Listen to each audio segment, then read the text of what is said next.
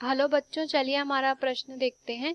हमारा प्रश्न है किन्हीं दो गर्भ झिल्लियों के नाम तथा कार्य लिखिए। तो अगर इस प्रश्न की हम यहाँ पर बात करें तो सबसे पहले हम यहाँ पर देख सकते हैं इस प्रश्न की मुख्य अवधारणा को। तो इस प्रश्न की मुख्य अवधारणा के अंतर्गत हम यहाँ पर कह सकते हैं कि सामान्य रूप से यहाँ पर जो भ्रूण होता है तो भ्रूण की रक्षा के लिए यहाँ पर तथा भ्रूण के यहाँ पर जो आवरण होता है उसे निर्मित करने के लिए विभिन्न प्रकार की यहाँ पर जो है भ्रूणीय झिल्लियां पाई जाती है।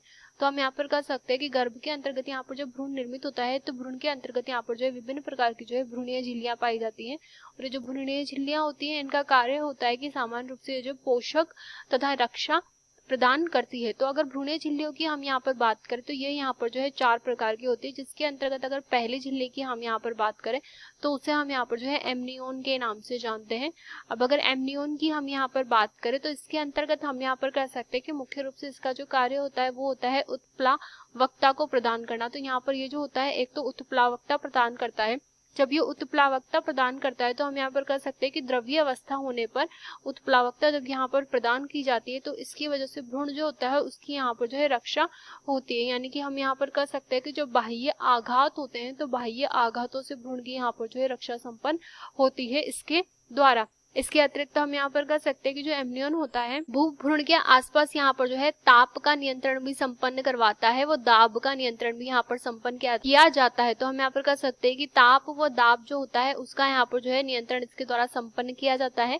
व इसके अतिरिक्त हम यहाँ पर कह सकते हैं कि जो एमनियन होता है उसके द्वारा यहाँ पर जो है भ्रूण को शुष्क होने से भी बचाया जाता है। तो शुष्क होने से भी बचाने में ये सहायता प्रदान करता है। तो इस प्रकार से हम यहाँ पर देख सकते हैं कि जो एमनियन होता है वो बहुत ही ज्यादा यहाँ पर आवश्यक होता है। इसके पश्चात अगर दूसरी भ्रूण झिल्ली की हम यहाँ पर बात करें तो दूसरी भ्रूण झिल्ली जो होती है वह यहाँ पर सामान्य रूप से हम यहाँ पर कहेंगे कि जो यौक होता है वो भी यहाँ पर भ्रूण झिल्ली के समान ही कार्य करता है, जिसे हम यहाँ पर जो है यौक सेक के नाम से जानते हैं। अब इसकी अगर बात करें तो इसके अंतर्गत हम यहाँ पर कह सकते हैं कि इसका जो मुख्य रूप से यहाँ पर कार्य होता है वो भ्रूणीय अवस्था में यहाँ पर जो है रक्त कोशिकाओं के निर्माण में सहायता प्रदान करता है। तो हम यहाँ पर कहेंगे कि रक्त कोशिकाएं जो होती हैं उसके निर्माण में यहाँ पर मुख्य रूप से जो है सहायता प्रदान करता है। अगर हम यहाँ पर बात करें तीसरी झिल्ली की तो तीसरी जो झिल्ली होती है उसे हम यहाँ पर जो है एलन टॉयस के नाम से जानते हैं। अब अगर एलन टॉयस की हम यहाँ पर बात करें तो इसके अंतर्गत हम यहाँ पर कह सकते हैं कि ये जो होती है यहाँ पर प्लेसेंटा जो होता है तो प्लेसेंटा के लिए यहाँ पर जो है रक्तवाहिनी का निर्माण का कार्य संपन्न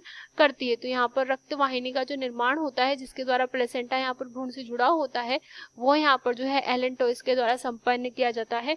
और जो अंतिम होती है उसे हम यहाँ पर जो है कोरियन के नाम से जानते हैं। और कोरियन जो होती है वो यहाँ पर प्लेसेंटा का भाग होती है। तो प्लेसेंटा का जो भ्रूणीय भाग होता है उसे हम यहाँ पर जो है कोरियन के नाम से जानते हैं। तो इस प्रकार से हम यहाँ पर जो है 4 भ्रूणीय झिल्लियों को देख सकते हैं। आशा करते हैं आपको ये प्रश्न समझ आया होगा। धन्यवाद।